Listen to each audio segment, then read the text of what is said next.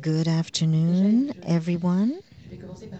I will begin by explaining why we don't have Fernando Lopez with us, who's in charge of drama for RTL, and he couldn't come. So we do have Federico Llano, who came at the last minute, was nice enough to come and present RTV, the Spanish public television drama series.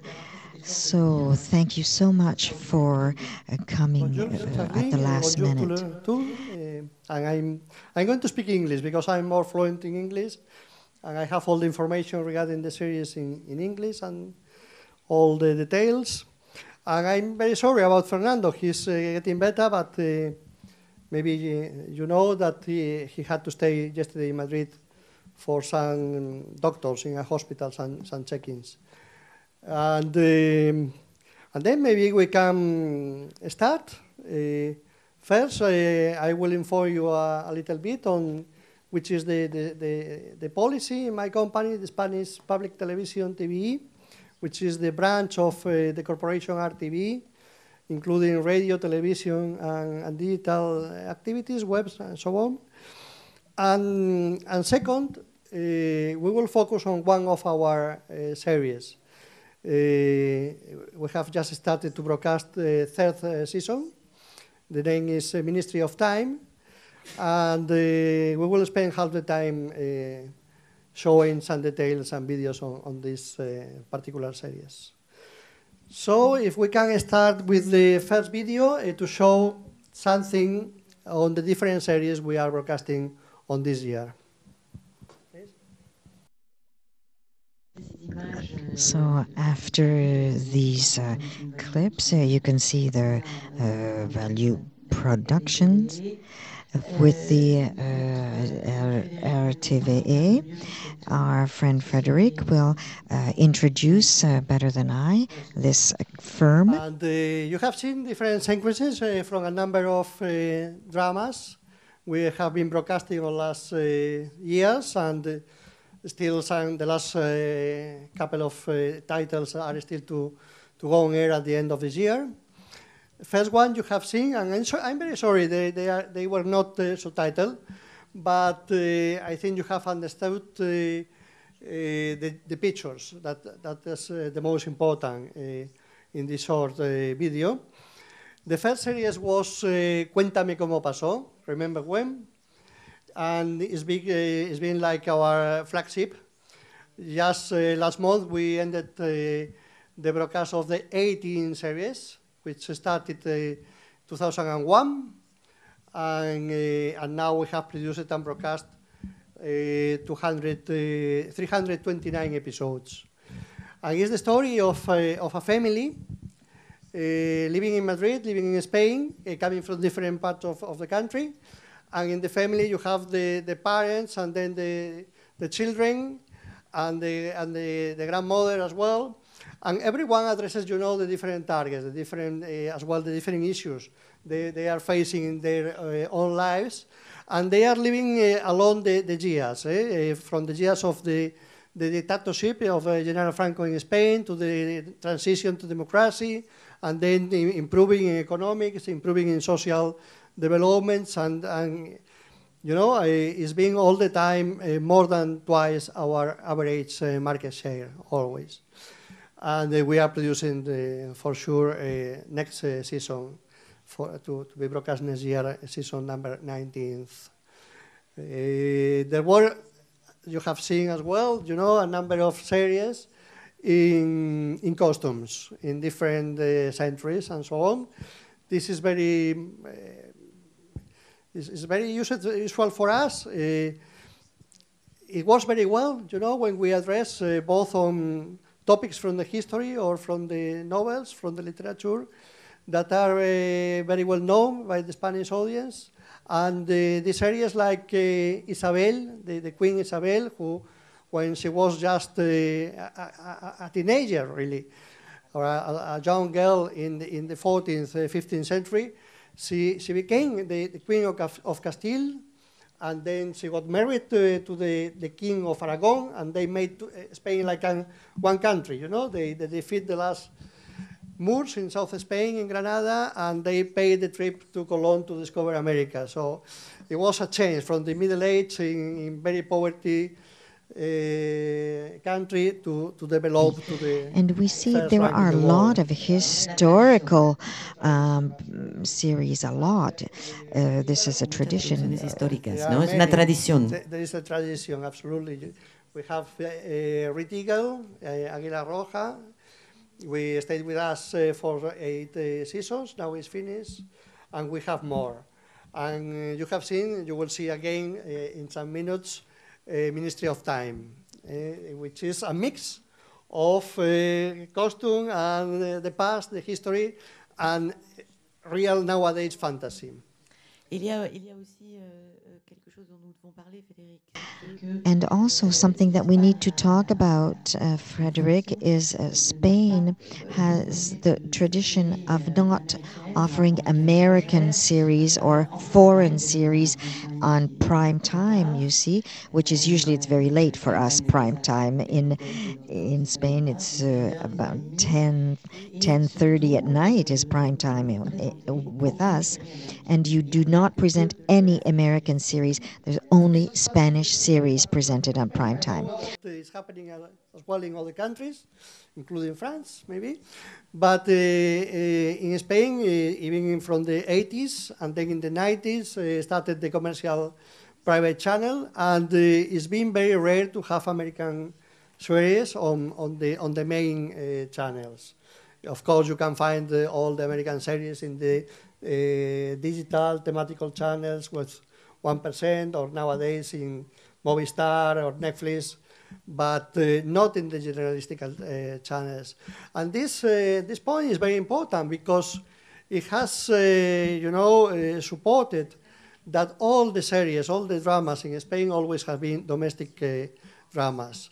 We have pushed, the creation of a strong industry regarding production companies, regarding directors, producers, and for sure, the scriptwriters.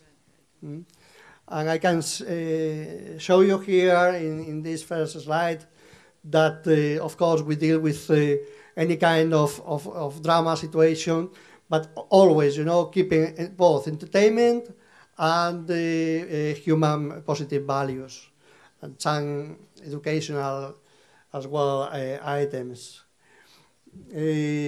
Of course, due to the development of televisions and the changes of laws in Spain, TV is now third regarding market share, following Telecinco, which is Mediaset, and Antena 3 of Antena 3 Media Group. As a public broadcaster, our core target is very old, and is mainly living in the biggest towns. But we have a regular production of drama series. We used to have 2 or 3 stripped from Monday to Thursday or from Monday to Friday telenovelas, Spanish telenovelas. You have seen at the end some of them. Some are in costumes, others are police situations and so on, cops. And then we have 2 or 3 prime time series every week, all along the year. Il y a une autre particularité aussi dans votre fonctionnement, c'est que ce sont des épisodes de There's 70 another minutes. Specific aspect. These are 62 minutes. Exactly, and this is coming here because it is true, and you know very well my country, where it's a little bit crazy and there is a lot of polemic because you've been traveling there, you are aware that we go for lunch later than in other countries, and we go for dinner even later, and then our news programs in the evening are 9 to 10, and the prime time entertainment drama or music or whatever starts right after after 10 p.m. Really later. We tried last year with a deal with the government to anticipate it, and it was impossible because the people was just sitting later in front of TV. And well, something will change in the future sooner or later. But the thing is like this, and the people stays in front of the TV set until midnight and even later when the curve starts to decline. And that's why that's one of the reasons why the Spanish series, every episode is longer. As well with commercial breaks, TV has not any more commercial breaks. We are only funded of public money and the money coming from the commercial operators, both telecoms with audiovisual products and as well broadcasters, and some money from the state. But we have not any more advertisement. But plus you finance these 100%. That's wonderful. Yes, that's the use, and that's why we paid 100% to the production companies, and we used to keep all the rights. It is true that now we are facing other ways, other solutions, but the usual thing in Spain for every broadcaster, and for sure for TVE, is to cover the full production. So we keep all the rights on the program, on the produced episodes, and we share some revenues from sales, but the producer keeps all the rights of the format. And many series and a big number of titles have been sold as a format for remaking in other territories, in Italy mainly, as well as United States, Mexico, Portugal, so on.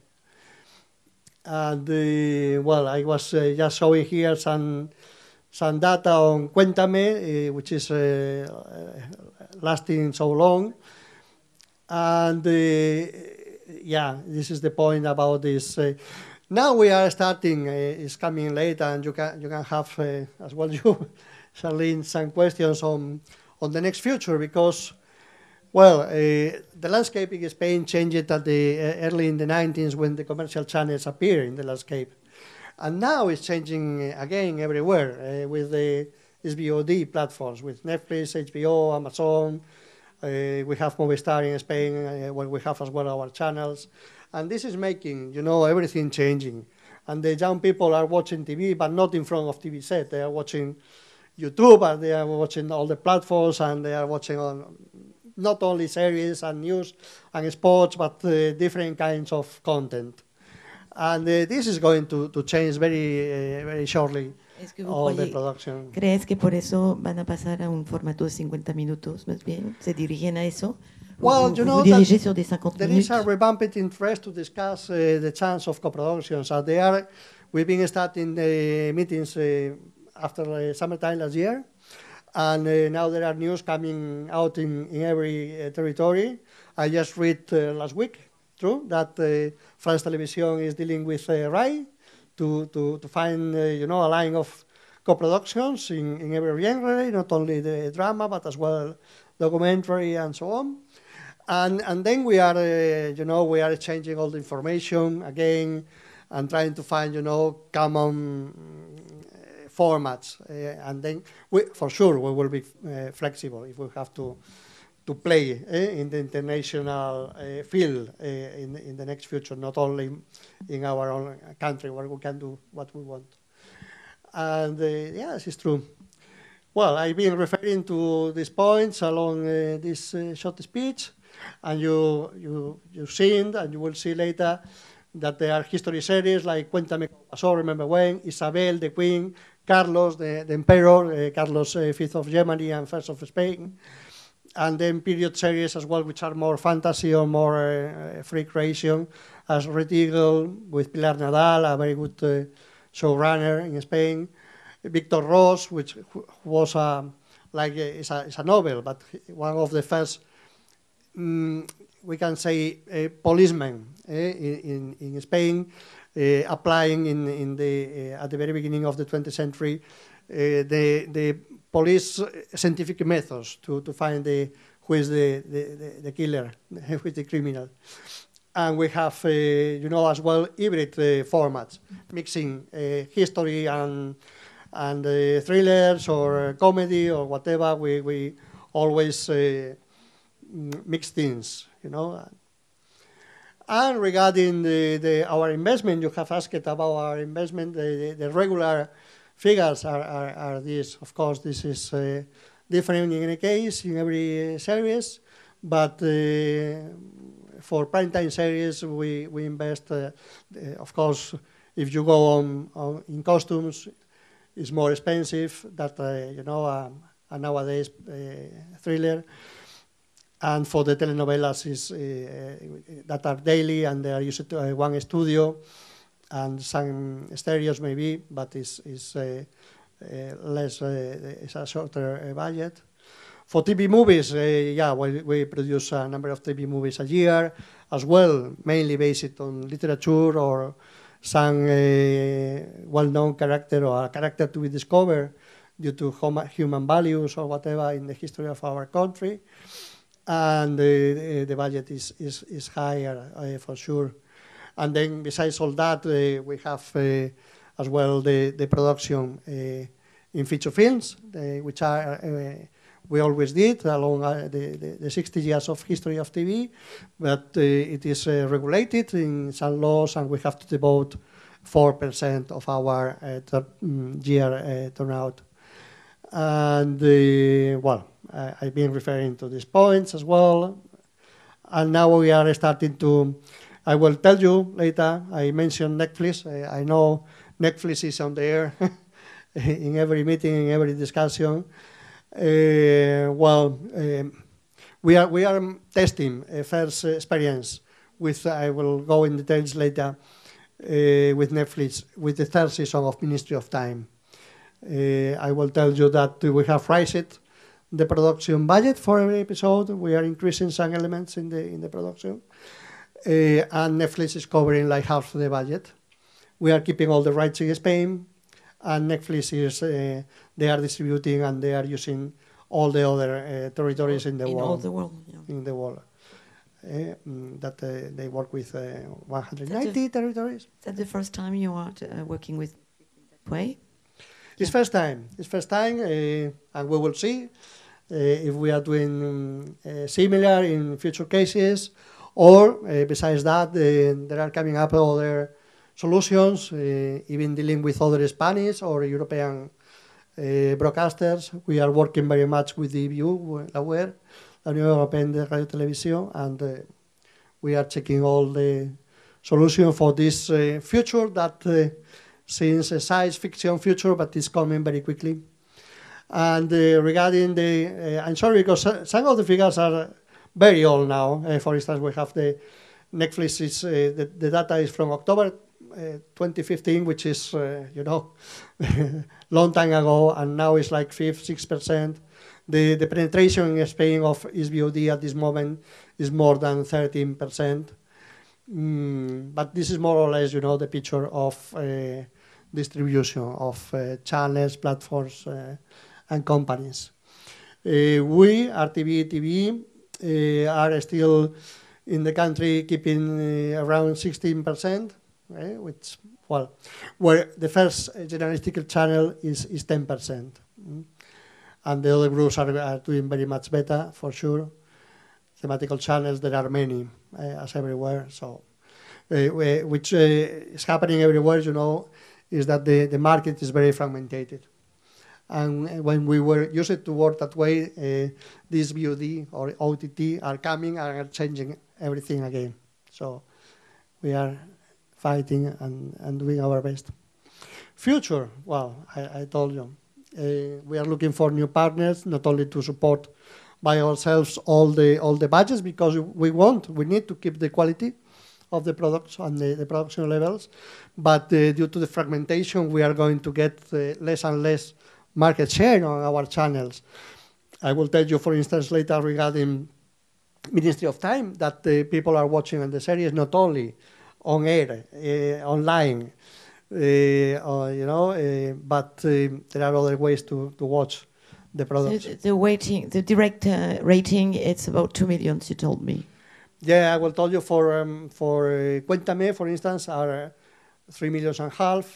For Ministry of Time, is different, and it's 2.5 million in Spain. Spain is the full country is like 56 million inhabitants, and but which is surprising and it's good news is that, for instance, Ministry of Time, there are as well other 2 million people watching the episodes online on the websites on the platform. So at the end of the day, well, it's a huge audience, and not only a passive audience that goes bed after watching TV, the series, but that is active on the websites, because there are many activities, there are forums, there are we go later on that. So and at the end there are the challenge. There is the challenge that well, we have to consider international co-productions to increase our. And that's a great news. And that's great news. Yes, it's not easy work. I work as well with other genres in my company, including classical music. You know, like you have very soon, 14 July, 14 juillet, no? La fête de la musique à Paris. 21 And juin. we broadcast this, and we broadcast the concerts by the Vienna Philharmonic Orchestra and so on. New Year's Eve, 3-4 concerts a year, sometimes in Spain. But with classical music, opera is very easy. With drama, it's quite difficult, you know. We did it in the past, so we know for sure that it's possible. But it's tough work, because you have to agree on the formats, you have to agree on the topics, on the actors, on the storytelling, and it's a work to do, but it's a challenging and a beautiful work to do as well, sure. So, Well, je ne sais même plus Well, I'm wondering what language I should speak, she says. So now we will be doing a screening of one of the episodes from the Ministry of Time. I'm going to let Federico do the pitch of this series, which was very successful. In fact, there was a remake that being done in the US of the Ministry of Time, and it really has a Spanish flair. It's a historical project, but and also futuristic. In other words, that's interesting to have both this. It's very successful. The third season now, which is doing very, very well. Very well, très bien. Yeah, well, I will explain a little bit later, but first you will see the beginning of one of the episodes, which is the first one in the second season. You will see some minutes of it, and I will tell you later. It was not very easy to understand, of course, because it was in Spanish, but Federico, I think it's important that you explain to us this series. Not sure. When you have seen, 2 or 3 episodes in full, it's easy for sure, but just with some minutes, have some doubts. But, well, I can tell you just to explain, because this one is the second season, so there are a lot of things passing in advance. That the Ministry of Time is a secret ministry in the Spanish government. This is fantasy. And this ministry is to address some issues in history, some problems that are arising along the history of the country or the world. And then the responsible heads of this ministry have to cast a patrol, a commando. And this commando is made of different persons, different people coming from different jobs and different times in the history. You have seen there is Velázquez the painter, who is the expert on portraits and makes all the faces and searching all this job. We have one doctor of paramedic service nowadays in Madrid. We have the lady who was the first female student in a Spanish university in Barcelona, 19th century. We have as well a soldier from the 16th century, used to go conquering America and so on. So they are mixing, and they are experts in different things. And after some episodes, they became a group, like in any other series of this type. A commando. A commando, Yeah. And then in every episode they have to address one problem. They have the information from the ministry, something has happened, there is a risk that the history could be changed, and with the results could be, unexpected, and they have to fix it. There is in a small street in the downtown in Madrid, there is a door, and it's a secret door, and they go through this door, and they go traveling in the past. And they have to address this situation. I don't know what's happening with El Cid. You remember this leader in the 14th century in Spain? Was the feature film made by Charlton Heston? I don't know if you remember that. He conquered Valencia as well, and he was fighting both sides. He was paid by the Moors as well to fight the Christians. There was like, and Soldier de Fortune. And he was respected when he was died. He died on his horse, and even died. He was respected by both sides of the war. The Catholics, the Christians, and the Moors. For instance, last episode last week, maybe you remember very well the paintings of Goya. There is these two portraits of ladies who was a Countess of Alba, and one of them is with dresses, and the other one is nude. And someone recently destroyed the painting for crazy things and cut the painting. And then the commando has to go to Goya's time at the beginning of the 19th century and try to convince him to paint again the naked maja, as we say, the naked lady. And it's Velázquez who is meeting Goya. Goya is not aware he's Velázquez, and explaining some artistic points why Goya has to repaint this picture. And there are many. The first episode in the third season was Hitchcock. And Psychosis, the end of the film is going to be changed. And they have to go there and fix the problem. And there is along the stories and the episodes. We have met Hitler, and we have met Napoleon and Einstein, and for sure all the you main, are revisiting the history. The history. And after many, and it's a huge success. And it's a huge success. And which is we are going to see it here in the slides, which is very unique, is that, well, I told you earlier, for television, it's not mainstream. It's a bit different. It's a bit too elaborated and maybe too sophisticated. So it's not addressing fully our main core target, all people from big cities and so on. So on television is 13%. Our average in the first channel is 10. It's not 20, 25 like Cuéntame. But it's good, it's okay. And the great thing is that 2 other million people are watching later on the website. And not only that, but I'm creating hundreds of thousands Twitters and working on the photos, in the fandoms and the virtual reality and many other activities. Do you think with that program you are changing your audience more young and a little bit different? Well, not changing, because we have all the rest of the programming. This is once a week and only for 30. A new but audience. It's true that we are widening our audience. And was it a risk for you, for RTV, to decide to produce that program? It was a risk that, the process of approving the first season was tough. And even after the first season, approving, continuity for the second one as well, because it was a huge investment. And the return was not that good. I'm sure you are very pleased now. We are pleased, yes. Still is an investment. Now we are dealing with, with the sales. We are happy with, so far, with the collaboration with Netflix, and we have found all the solutions.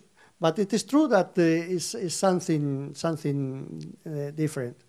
And we are happy because it's well appreciated by the audience, by the critics, and so on, and it's very well awarded. And younger audience, it's mainly young audience. It was a part of the target we always were weak with. So we are happy.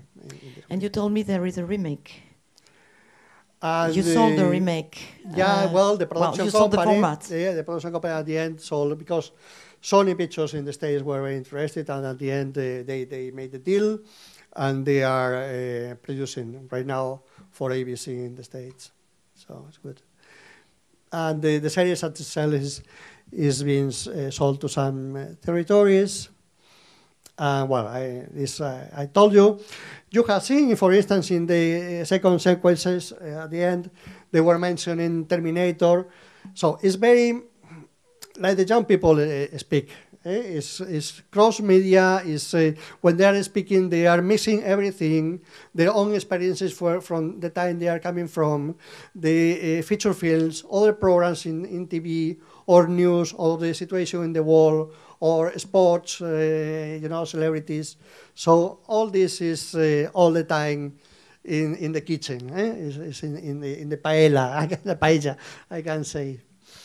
And there are positive elements. So besides the entertainment, which is the most important and is the reason the people stick in front of the screen, whichever it is this screen. But the awards and the good press and so on is coming from these values, for sure. I can tell you, I have to mention that the main screenwriter and showrunner is Javier Olivares. His brother Pablo started the series, but passed away sadly when the series was on air in Spain. It was very sad. But Javier Olivares has writing Isabel, the Queen, and nowadays is not only screenwriter but showrunner and very well known bestseller for books and novels in Spain. So we are very happy to work with him. And as I told you, have produced right now so far 3 seasons. First one was shorter episodes, but now we are producing 13 episodes. We are open, we are flexible now. When the series is successful, we work with quarters, 3 months, 13 episodes. But we are flexible nowadays, and we are able to produce 6 times, 8 times, 10 times seasons from different series. And I mentioned as well, season 3, we go hand by hand with Netflix. And it's important as well that the production company, Javier Olivares, they are very free in creative. They have to send us for sure to our drama department the scripts and the cast and so on for approval, but I think they are very free. And Netflix as well, they receive information in advance, but they can do as they want. Yeah, that's the best way to produce. And that's the market results, as I mentioned, and the core target on TV is younger than our usual target. It's around 45, 50. And again, it's high medium education, which is good. And we have found, from the first season, we have found so strong, response from the students in universities. They were there, like fun, watching together when they are in the university, watching the episodes together and then making jokes or chatting or even discussing that the real history, in fact, was different or whatever, But that's very good. So you change the audience. Yeah. And and you mentioned, Charlene, this series is opening doors for us, not only to the time, to the past, but as well to new and younger audiences and social impact and new forms of consumption for our products.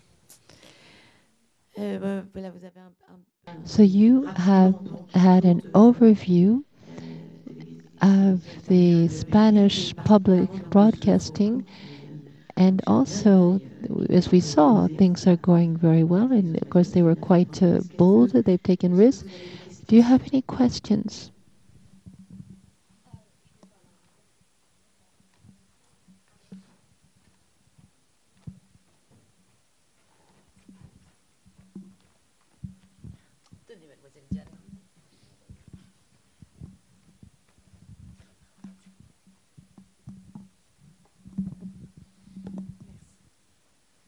I'd like to know. So, first of all, congratulations, because it is a real new show, Ministry of Time, that has a real new idea, that has really good writing and good actors, and it's really something that I think it's one of the best shows produced in Europe in the last years. And I want to know. So I understand it was difficult to produce it and to sell it to the channel. And now, is it renewed, or how is it gonna continue? Are you gonna follow up on that? Yeah, we have just finished the production of the third season. In fact, I think the last episode is still on the editing and post-production, and we have to discuss continuity for the fourth season. And I'm sure we will do it. I have no idea how we will do it, because maybe there are other broadcasters interested, or maybe we are going on with Netflix, or we are finding a solution that is not on the desk at this moment. But, well, the product is working very well, yeah.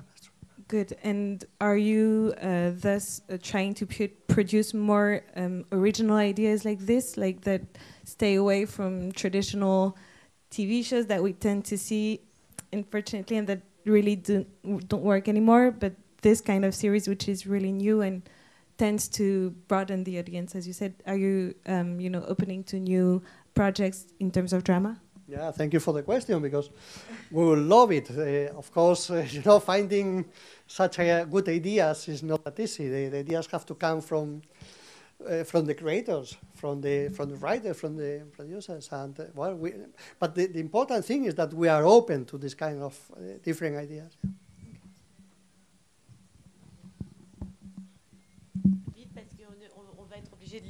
On va être obligé de libérer la salle. Okay, just a very quick word. I just like to say that as someone who's written a lot of historical drama, I'm extremely jealous of Spanish writers' ability to get things made, because here in France, you offer a historical subject and they throw up their arms and say, impossible, it's too expensive. Anything costume is horribly expensive.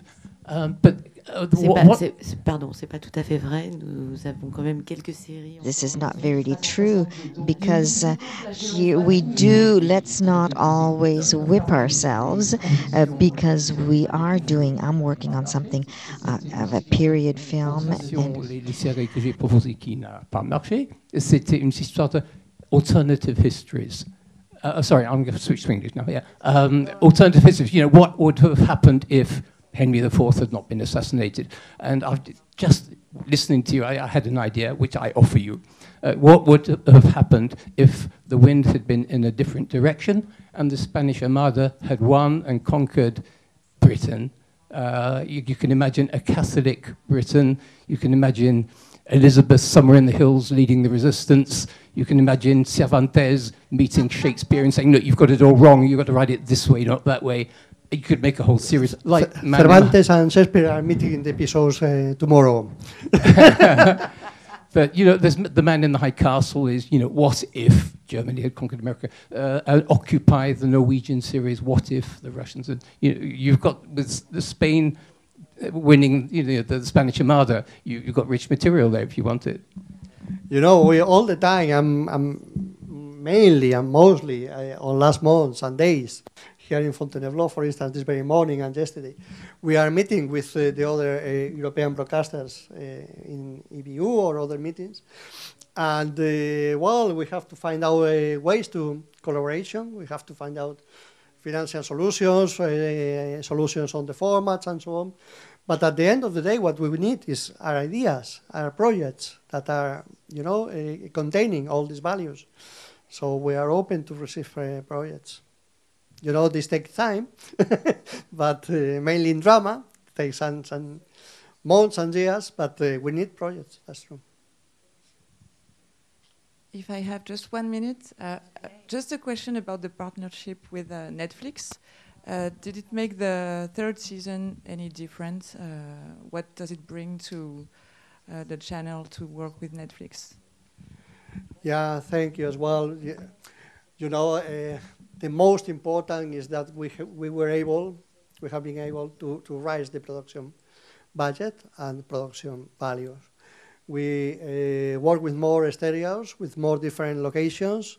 with more effects, special effects, with more, you know, things that are expensive, time for filming, costumes or decorations and so on. So is the season 3 completely different from the No, season no, 1 because of this? No, you quality? cannot make the difference, but you can compare. If you you know, check one besides the other one, you will see that the season 3 has more, a little bit higher production value.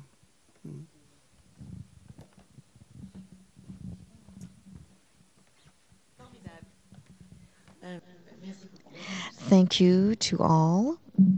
So, and thank you, Frederick, who came at the last minute and agreed. And I think he really did a very good expose of what was being done. Thank you to all of you.